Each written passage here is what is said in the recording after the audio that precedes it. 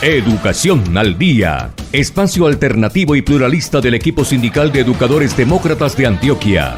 Dirección General, Omar Arango Jiménez. Escúchelo de lunes a viernes a partir de las 7:30 de la noche en Somos Comunicación, Lucha y Servicio. Hola, muy buenos días. Sean bienvenidos a una nueva emisión del programa institucional de FECODE. Mi nombre es Carolina Ávila y a continuación un avance de lo que veremos en nuestro encuentro de hoy. Socializamos cómo quedó la fórmula de incremento salarial de los docentes y directivos docentes para este año tras conocerse la cifra del IPC de 2025 expedida por el DANE. La reciente edición de la revista Educación y Cultura rinde homenaje a Orlando Falsborda en los 100 años de su nacimiento. Salario mínimo, pensionados y control de precios, los tres temas clave que marcaron la discusión de la Comisión de Concertación en diciembre del año anterior. El aumento salarial del magisterio colombiano en 2026 no puede leerse como un hecho aislado ni como un simple ajuste anual. Hace parte de una lucha sindical de varias décadas, liderada por FECODE, cuyo eje central ha sido la nivelación salarial.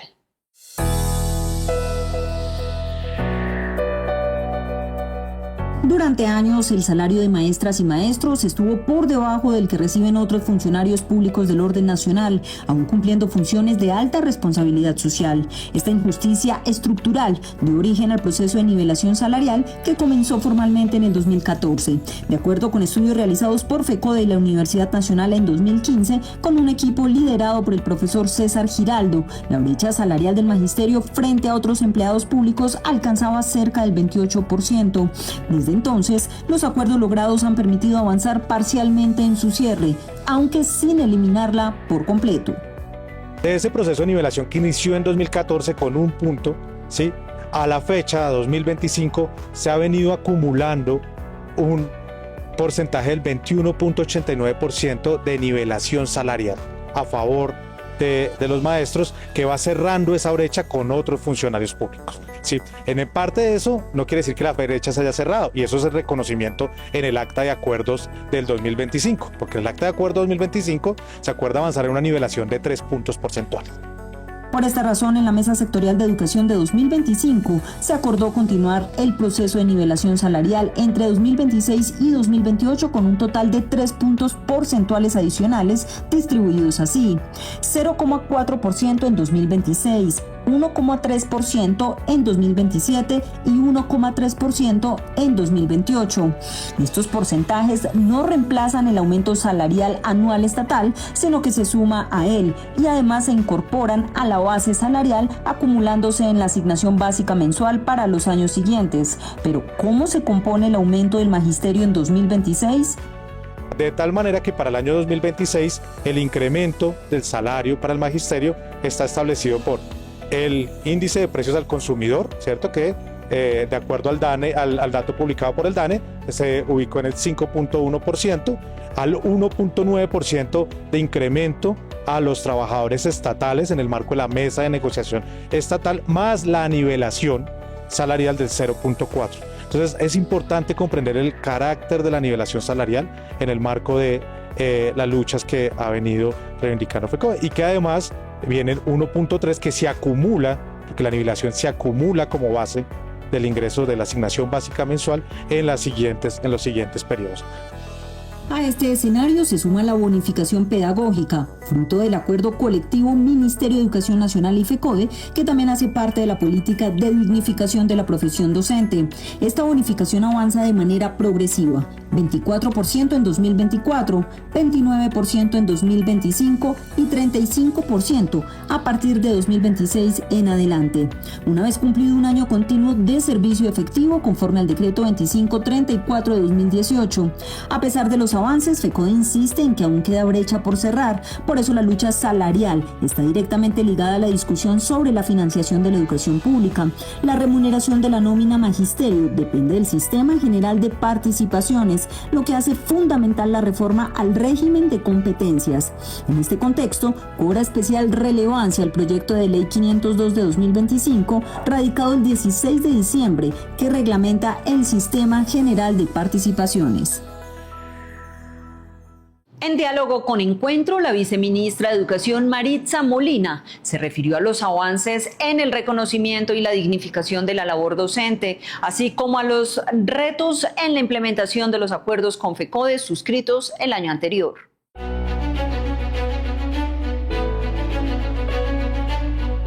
Para la viceministra de Educación Preescolar, Básica y Media, Maritza Molina, el 2025 cerró como uno de los mejores años para la educación pública del país. Por primera vez, se reconoció la educación como un derecho fundamental. Las acciones del Ministerio de Educación Nacional se han concentrado primero en reconocer que es un derecho fundamental desde la educación inicial hasta la educación superior. Y efectivamente la dignificación docente, el bienestar docente, viene encaminado, si bien en temas salariales, como la nivelación salarial, la unificación, que han sido importantes en todo este proceso como gobierno nacional, ascenso y reubicación. Más de 80.000 maestros y maestras han podido ascender y reubicarse, que estaba un proceso bastante estancado y este gobierno nacional lo hace posible. Entonces creo que la dignificación no solamente enmarcada en el salario, sino también en el acompañamiento, la formación y el bienestar.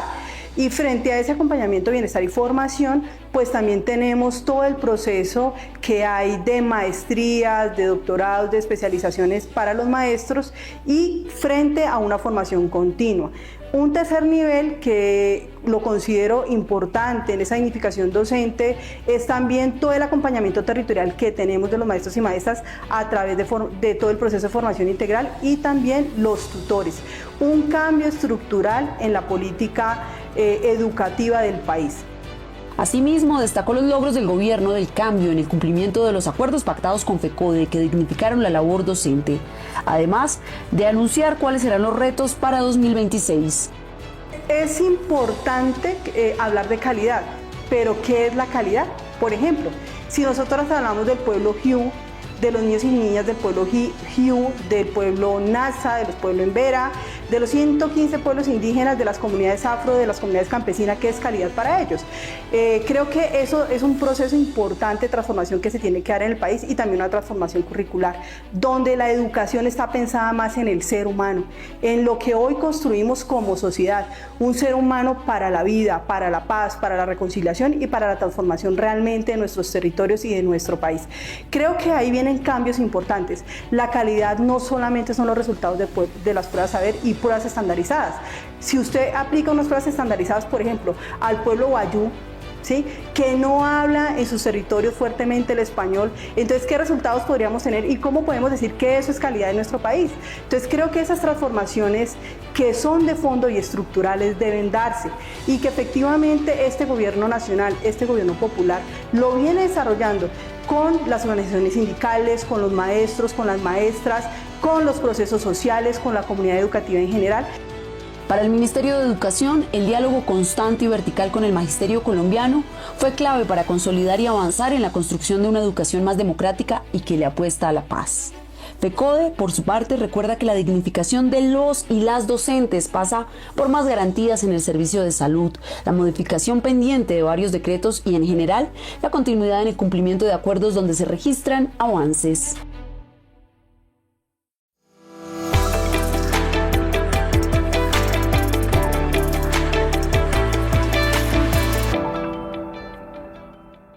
Hacemos presencia en la embajada norteamericana denunciando la agresión militar imperialista a la hermana República Bolivariana de Venezuela. Rechazamos la injerencia militar en cualquier país del mundo, pero también denunciamos la política de la doctrina Monroe en cabeza de Trump, que considera que puede apropiarse de los recursos, principalmente de los pueblos latinoamericanos, para beneficio del imperialismo norteamericano. Se han venido adelantando también mesas de discusión en el marco de los acuerdos entre FECODE y el Ministerio de Educación Nacional. Frente al proceso de ascenso y reubicación de los docentes del 1278 para la convocatoria a la cohorte 2025, nos informan que hay habilitados 35.984 maestros que presentarán la prueba de carácter pedagógico el 22 de febrero. Tenemos 95 casos de compañeros y compañeras a los cuales las entidades territoriales les valoraron los instrumentos con algún tipo de inconveniente. Desde FECODE nos comprometemos a hacerle seguimiento a estos casos para que la totalidad de compañeros y compañeras puedan presentar la prueba pedagógica y logremos cumplir lo pactado con el gobierno nacional de 126.000 movimientos de maestros y maestras del 1278 en el cuatrenio. Invitamos a los maestros, maestras, comunidades educativas a mantener la movilización y la lucha popular en defensa de la soberanía nacional y la autodeterminación de los pueblos. Más radial, más visual, más digital, más en contacto con la comunidad. Encuentro radiovisual de FECODE. Sábados, 7:30 de la mañana en vivo por nuestras redes sociales. La edición número 156 de la revista Educación y Cultura, publicación insignia de FECODE, está dedicada a rendir homenaje al legado intelectual y humano de Orlando Fals Borda en el marco del centenario.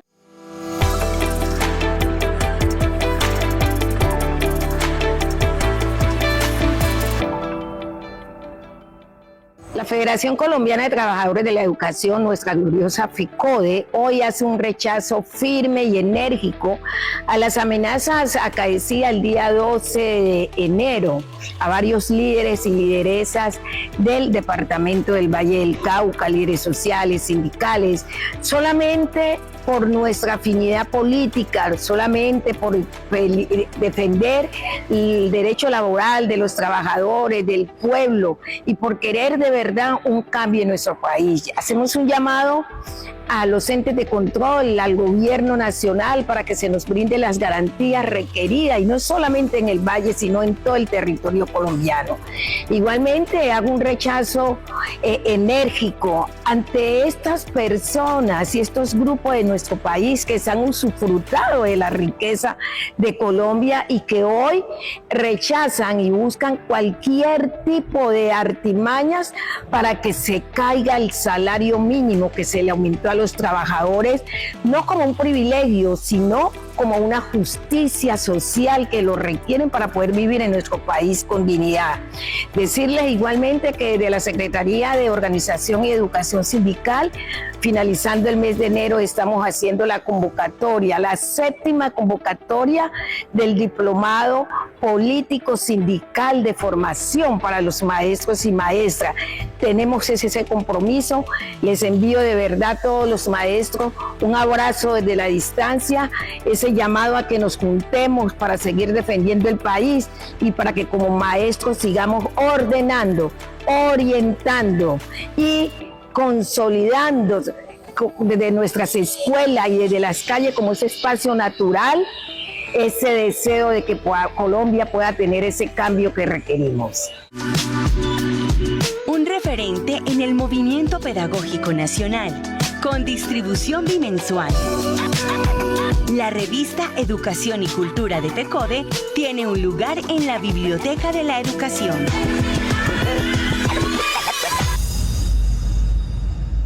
La negociación del salario mínimo para 2026 reflejó las fuertes diferencias entre empresarios, trabajadores y gobierno, y ante la falta de consenso se resolvió por decreto presidencial, estableciendo uno de los incrementos más altos de las últimas décadas. Sino porque introduce en la política salarial un enfoque constitucional y social.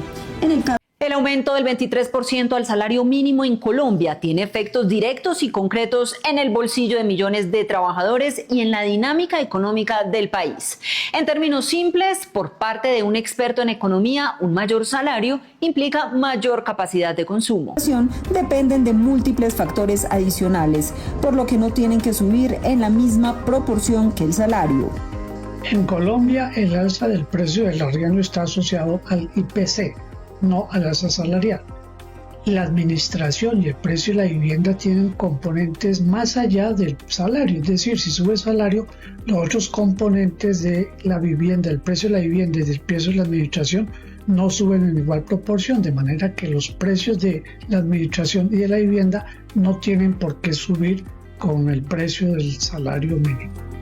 En este sentido, el aumento del salario mínimo tiende a jalonar otros salarios en la economía, mejorando el ingreso general de los trabajadores. Pero eso no significa que todos los precios suban. Los precios dependen no solo del costo laboral, sino también de otros factores como las materias primas, los insumos y los costos de producción. De hecho, el índice de precios al productor ha venido cayendo, lo que debilita el argumento de que los precios finales deban subir solo porque aumentó el salario mínimo.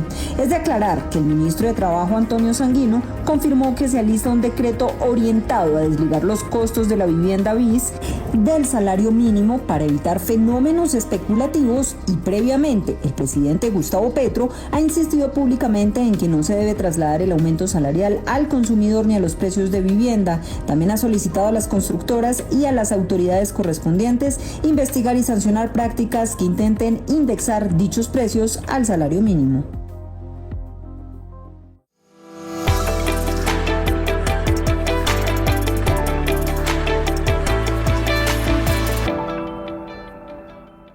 Un cordial y fraterno saludo al magisterio colombiano, a la comunidad educativa y a las diferentes organizaciones sociales y populares del país. Como presidente de FECODE, envío un mensaje muy fraterno y los mejores deseos a los maestros y maestras y a la comunidad educativa del país en el inicio del año escolar 2026 esta semana. Participamos activamente el pasado jueves en la concentración en defensa de la democracia y la soberanía y contra la injerencia de Estados Unidos frente a la embajada de este país en Bogotá y en otras ciudades, junto a la CUT, a las organizaciones sindicales, sociales y populares. No vamos a bajar la guardia ante la amenaza permanente de la administración de Donald Trump. Hemos establecido un cronograma de trabajo conjunto con el Ministerio de Educación para reactivar en este año las mesas con el objetivo de avanzar en el cumplimiento de los acuerdos firmados. En la próxima semana retomaremos el trabajo de la mesa de ascenso y reubicaciones, la mesa jurídica y la modificación del decreto 3020 del 2002. También retomaremos la mesa de convalidación, la mesa de jornada única y, muy importante, destacar el Estatuto Unificado para el Magisterio con la instalación de la Comisión Tripartita, así como otros acuerdos, y estaremos informando las conclusiones en la medida que se van desarrollando estas mesas. Asimismo, llamamos al magisterio a estar en estado de alerta para impulsar y acompañar el debate sobre el proyecto de ley orgánica de competencias que reglamentará la reforma al Sistema General de Participaciones. Hay que estar atentos a que se cumplan los objetivos en la materialización de los derechos a la educación, salud, saneamiento básico y agua potable. Rechazamos las amenazas contra directivos de la CUT Nacional, de la CUT Valle, nuestra filial SUTED y de nuestra compañera ejecutiva Isabel Olaya Cuero. En el actual periodo electoral exigimos garantías para la participación en la democracia de los liderazgos sociales, sindicales y populares en el país. Compañeras y compañeros, la lucha continúa. La unidad en la lucha nos hará vencedores. Sin luchas no habrá victorias. Que pasen todas y todos un feliz fin de semana. Educación al Día, espacio alternativo y pluralista del equipo sindical de educadores demócratas de Antioquia. Dirección General, Omar Arango Jiménez. Escúchelo de lunes a viernes a partir de las 7:30 de la noche en Somos Comunicación, Lucha y Servicio.